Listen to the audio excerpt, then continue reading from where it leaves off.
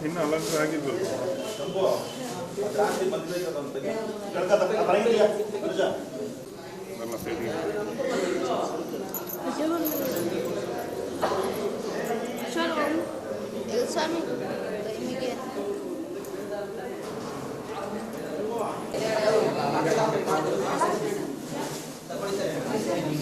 ಹಿಂಗೊಂದು ಹಾಕಲ್ಲ ಏನಾಯ್ತು ನೋಡ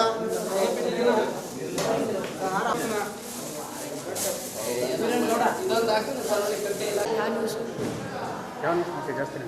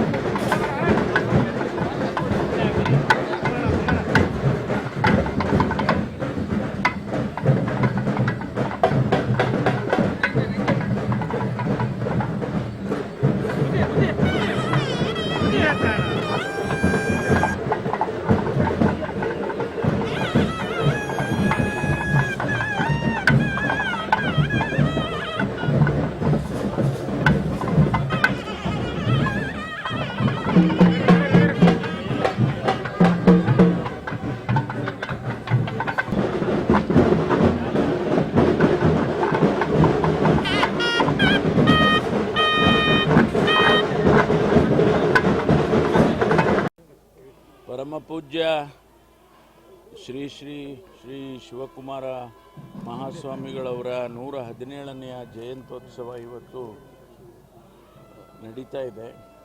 ಈ ಸಂದರ್ಭದಲ್ಲಿ ನಾನು ಅವರಿಗೆ ನನ್ನ ಭಕ್ತಿಪೂರ್ವಕವಾದ ನಮನಗಳನ್ನು ಸಲ್ಲಿಸ್ತೇನೆ. ಬಹುಶಃ ಇಡೀ ದೇಶದಲ್ಲಿ ಇದು ಒಂದು ರೀತಿಯಲ್ಲಿ ವಿಸ್ಮಯ.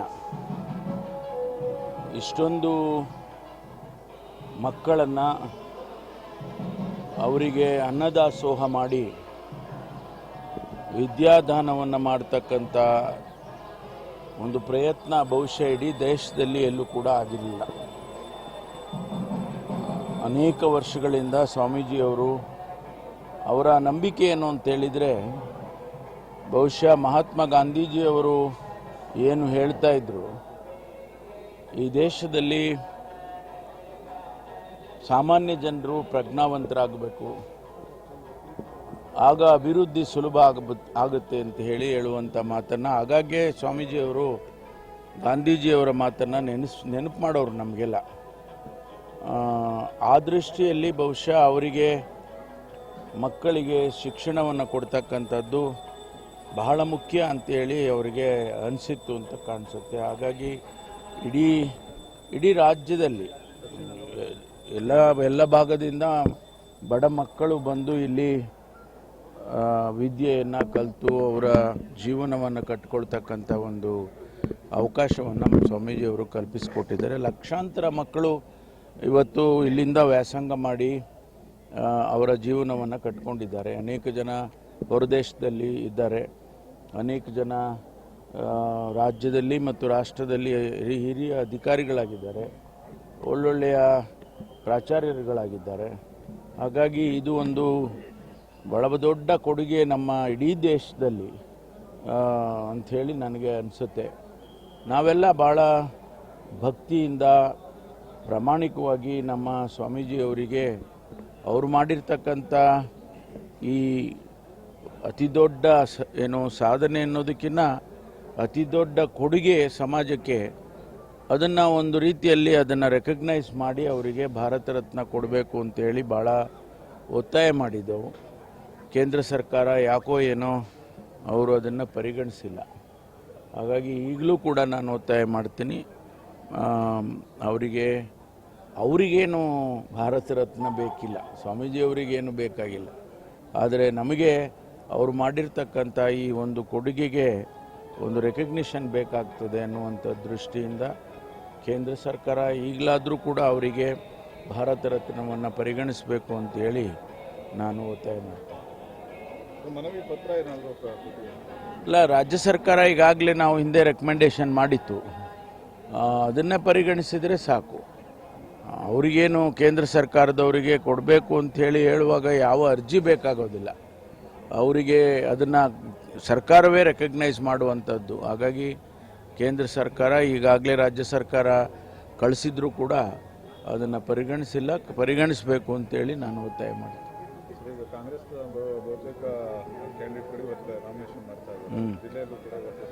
ಇಲ್ಲ, ನಮ್ಮಲ್ಲಿ ಅನೇಕ ಜನ ಇವತ್ತು ಮಾಡ್ತಾ ಇದ್ದಾರೆ. ಮೊದಲನೇ ಹಂತದವರು, ಮೊದಲನೇ ಇದರಲ್ಲಿ ಇರ್ತಕ್ಕಂಥವರು ಇವತ್ತು ಹಾಸನದಲ್ಲಿ ನಾನು ಕೂಡ ಅಲ್ಲಿ ಭಾಗವಹಿಸ್ತಾ ಇದ್ದೇನೆ. ಹಾಸನದಲ್ಲಿ ನಮ್ಮ ಪಕ್ಷದ ಅಭ್ಯರ್ಥಿ ಮಾಡ್ತಾ ಇದ್ದಾರೆ. ನಮ್ಮ ಜಿಲ್ಲೆದು 4ನೇ ತಾರೀಕು ಮಾನ್ಯ ಮುದ್ದನ್ಮೇಗೌಡರು ನಾಮಪತ್ರವನ್ನು ಸಲ್ಲಿಸ್ತಾರೆ. ಯಾವುದು ಅದು ಗೊತ್ತಿಲ್ಲ ನನಗೆ. 4ನೇ ತಾರೀಕು ಅಧಿಕೃತವಾಗಿ ಮಾಡ್ತಕ್ಕಂಥದ್ದು. ಕೆಲವರು ಏನು ಮಾಡ್ತಾರೆ ಅಂದರೆ ಒಂದು ಸೆಟ್ ಮೊದಲೇ ಹಾಕ್ಬಿಡ್ತಾರೆ.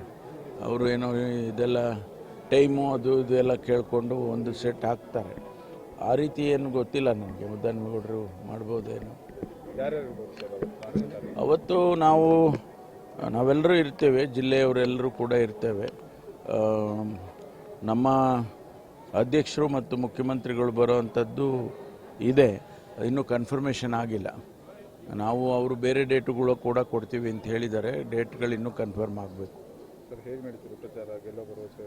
ಇಲ್ಲ, ಗೆಲ್ತೇವೆ ಅನ್ನುವಂಥ ಭರವಸೆ ಇದೆ ಖಂಡಿತವಾಗಿ. ಮುದ್ದನ್ಮೇಗೌಡರು ಒಬ್ಬ ಸಜ್ಜನ ವ್ಯಕ್ತಿ, ಜೊತೆಗೆ ಅವರು ಕೆಲಸ ಮಾಡಿದ್ದಾರೆ, ಹಿಂದೆ ಗೆದ್ದಂಥ ಸಂದರ್ಭದಲ್ಲಿ ಕೆಲಸ ಮಾಡಿದ್ದಾರೆ. ನಮ್ಮ ಪಕ್ಷದಲ್ಲಿ ಅಧ್ಯಕ್ಷರಾಗಿ ಕೆಲಸ ಮಾಡಿ ಮತ್ತು ಶಾಸಕರಾಗಿ ಕೆಲಸ ಮಾಡಿ ಜನಮನ್ನಣೆಯನ್ನು ಗಳಿಸಿರ್ತಕ್ಕಂಥ ವ್ಯಕ್ತಿ. ಹಾಗಾಗಿ ನಮಗೆ ಗೆದ್ದಿದ್ದಾರೆ ಎನ್ನುವಂಥ ವಿಶ್ವಾಸ ನಮಗಿದೆ.